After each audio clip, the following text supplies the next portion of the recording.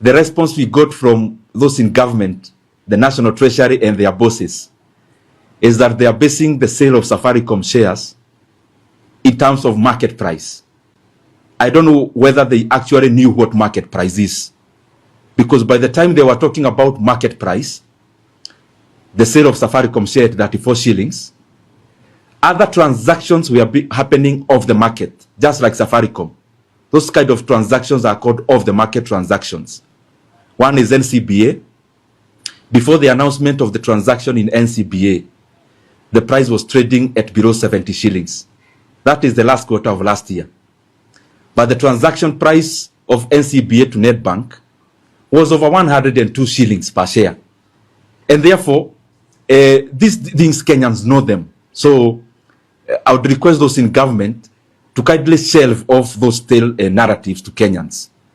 At the same time, we had EABL shares being traded by Diageo, the largest shareholder, a 65% owner of the company, selling to Asahi of Japan. At that time, the price of EABL was around 244 shillings. But the transaction price of the market was 590 Kenya shillings. And you're not talking about history. We are talking about a transaction or transactions, the NCBA one and the EABL one. We are talking about transactions that are currently happening.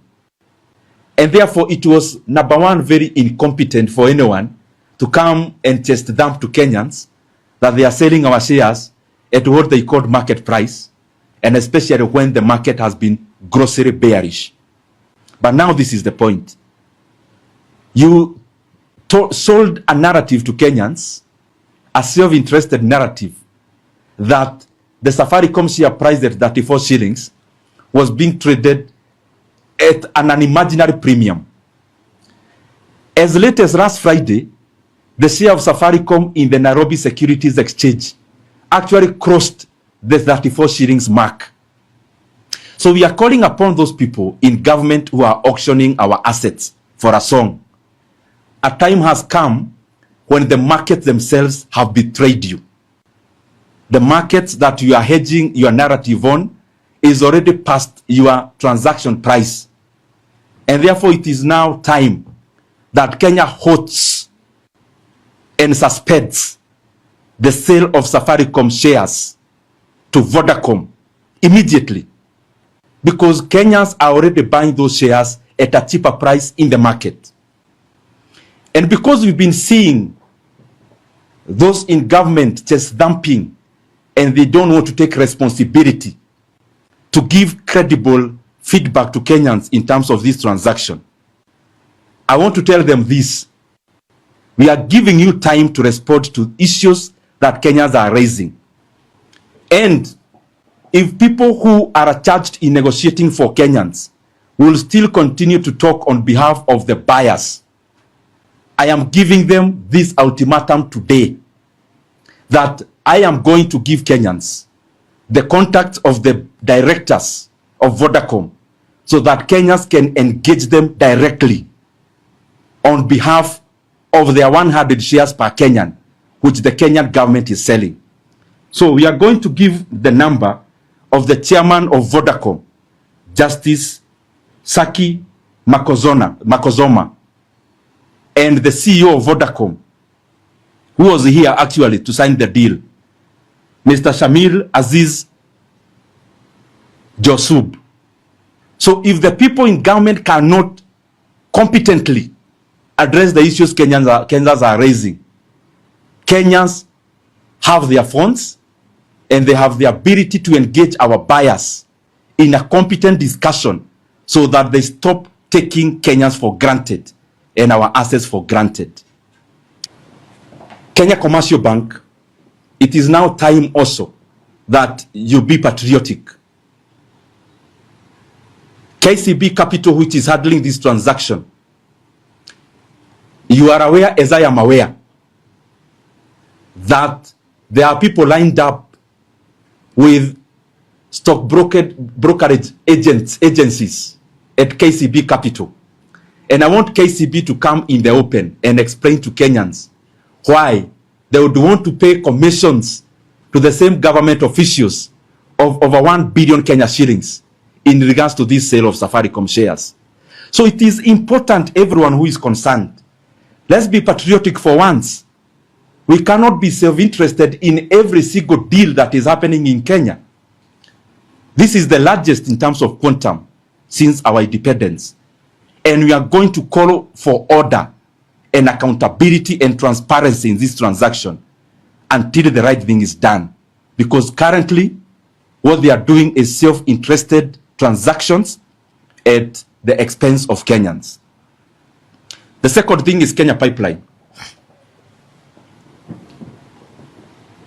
I just have one issue and request to those people who are in government. Anyone who wants to buy Kenya Pipeline shares in government, even if you want to sell the company to yourself, don't hide. Come in the open and buy the shares just like a normal Kenyan.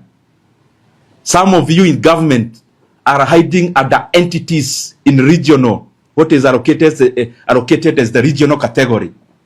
And you are hiding yourselves in Uganda as investors from Uganda.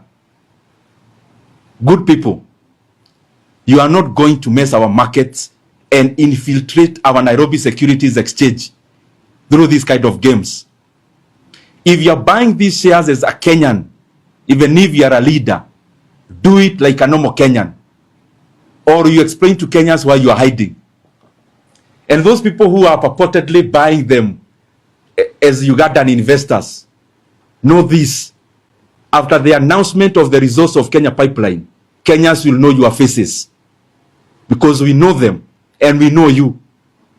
And even if you relocate the geographical location from Uganda to any other regional economy, we still know you, and Kenyans will know you by end of this week after the closure of the Kenya Pipeline IPO. And lastly,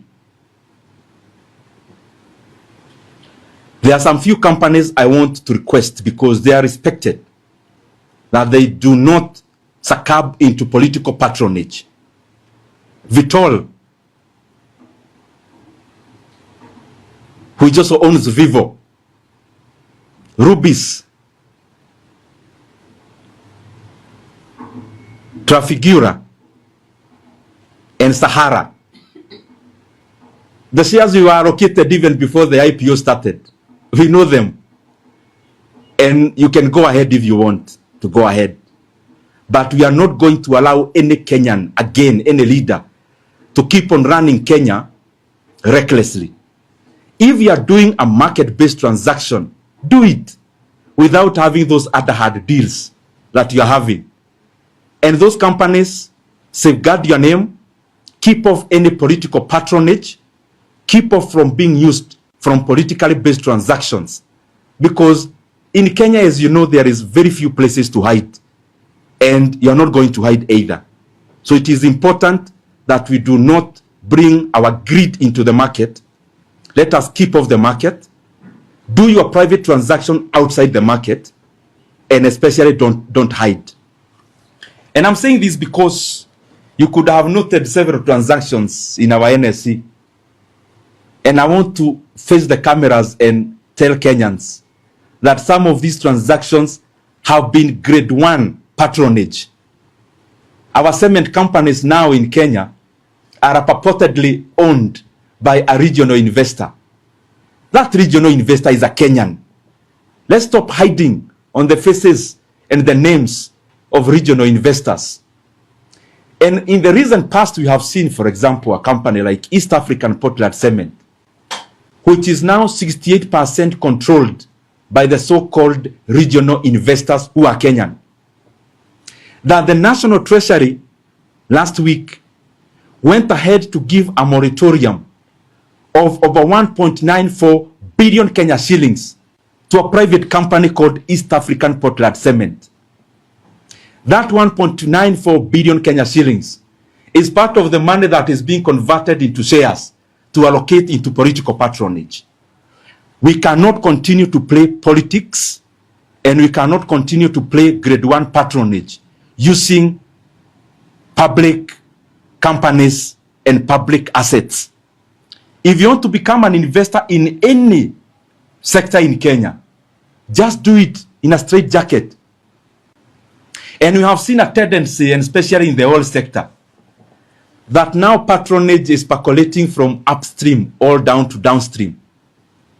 When Kenyans hear that Kenya is producing oil from Turkana, we should give Kenyans all the details of including the individuals involved in the drilling of oil in Turkana, so that we open up this space. If there is nothing to hide, say it. But if there is something to hide, it is important then we let all the transactions that touches on the running of our country, Kenya, in the economy, to be market-based, to come out in the open for every other investor to take part. But there is no way we are going to combine power and the economy, strangulate the economy, and we still want our economy to grow. Those two things do not rhyme in the same sentence. Kenyans raised this issue again last year. The response we got from those in government, the National Treasury and their bosses, is that they are basing the sale of Safaricom shares in terms of market price. I don't know whether they actually knew what market price is, because by the time they were talking about